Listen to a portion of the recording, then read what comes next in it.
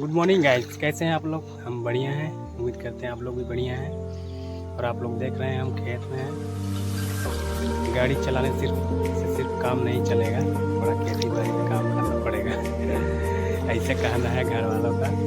तो अभी कुदाली पकड़े हैं और इधर हम किनार काट रहे हैं, क्या बोलते हैं उसको, आड़ नहीं हुआ है उसको काट रहे हैं। साइड नहीं पहुँच गया है, उसको लगाना है।